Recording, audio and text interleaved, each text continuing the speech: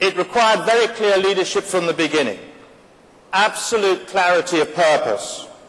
What were we going to achieve? Why were we setting up a BPO operation, business process outsourcing? Why were we then going to do a build, operate, transfer? By the end of this year, 5,000 of those 9,000 people will be part of the Aviva family working into the UK from India. What were we going to offshore? What were we going to outsource? Who were we going to work with? And what were we going to focus on? And I have a friend of mine in the audience here called John Hodgson, who with a team of only 5, I only gave him one room. He didn't have enough space for any more. One room, only fit 5 people. And John, if he was to stand up, you'd see he would take up quite a lot of a room. And that was all they had. But again, we went back to the mission command principle. What to do, not how to do it. Which was actually damn lucky, because I hadn't a clue how to do it when we started. They reported as a team of 5 directly to me as a main board director of Aviva. We put a rapid decision-making process in place. We had clear line of sight. They had total flexibility. We worked on teamwork, and going back to what Steve was saying, trust. We took enormous risk. We had a great sense of humour and a huge amount of fun. And we worked on a totally delegated set of authorities. And I believe that's why we created something that is very unique in our view, and we're very privileged that NASSCOM has recognized this model in one of the awards tomorrow night at the dinner. So hopefully I've been able to give you an insight into the leadership style and some of my thoughts as a practitioner. My practices are pretty simple, and hopefully they will be judged over time to have been relatively successful.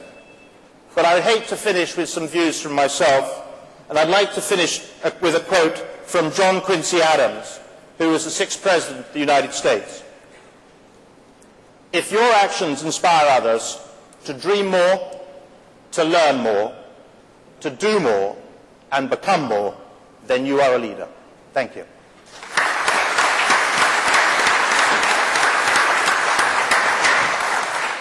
Thank you very much, Patrick. We do appreciate it a whole lot. All right. Is the Indian way any different from the Anglo-Saxon way? Lakshmi, you're going to have to take on that mantle and tell us whether the demure Indians are any different in their leadership styles from the Anglo-Saxons. Thank you, Shireen. And I guess, yes, I would first like to take it on a lighter note. You're looking at the topic of the mind of a leader, or what goes through the mind of a leader. It's, if you're a leader of a publicly listed company, it's utter fear, panic, anxiety all the time. That's the way the leadership works. You need to have that drive. That probably pumps up the adrenaline. But coming back to what Steve and Patrick said, couldn't agree with them more. They talked about some of the qualities that are required of a leader.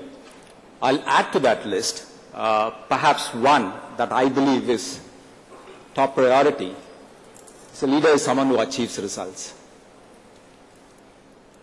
You never hear a comment, great leader, but he ran the company aground.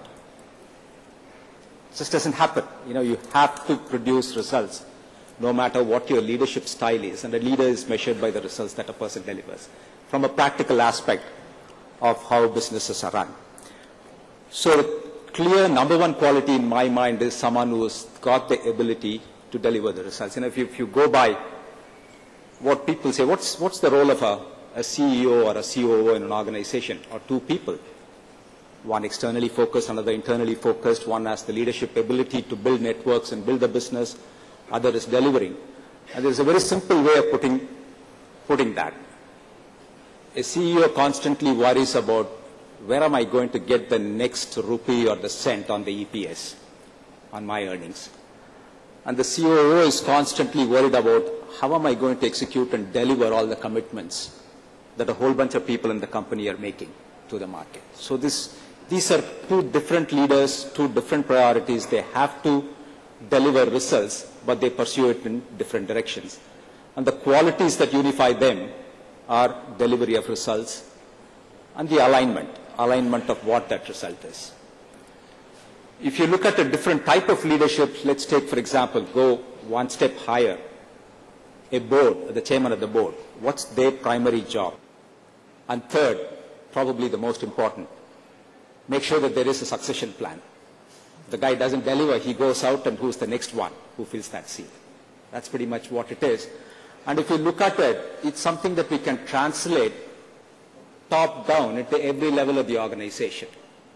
What the board does in terms of picking up the leadership team and making sure that the strategy is there can go down to different levels in the organization. So it's about defining the results, the direction, getting someone who can accomplish the results, and giving that leader, or identify that leader, the freedom to accomplish that. And what are some of the other qualities that we should really look for in a leader? I would add inspiring a team as one of the key characteristics that's required, or the qualities that's required in a leader. You know, it's something that we learned right through in our system. Which is the teacher that we remember from out of all the classes that we have gone through in school and college? Not the one who knew the most, but clearly the one that inspired us the most. The most interesting class that you would go to is a teacher who's fun, who's inspirational, natural leader or leadership in the teaching profession. That's something that has to continue, not just in the teaching profession, coaching, mentoring, whatever you call it. A leader is one who should be in a position to inspire the people to accomplish something that is extraordinary.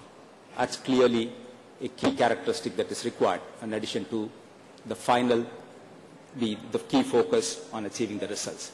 And of course, I'm not saying that the other qualities that they mentioned are not relevant. These are two other topics or two other qualities that I would clearly add to the list. All right, Lakshmi, thanks very much indeed. Well, I guess my job here is most fun because I don't have EBITDA budgets to worry about, I don't have billing rates to think about, and I certainly don't have to worry about what I'm going to say and how it's going to make an impact on the bottom line or the top line of my company. So I can feel free to say whatever I want to.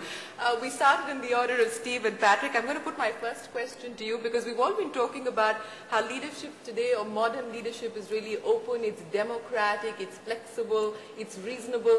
But if you were to put that in an Indian context, Lakshmi, where we're majority family-run businesses, where we've for decades functioned on fear, authority and force, how would you actually say we've performed as leaders in the modern context?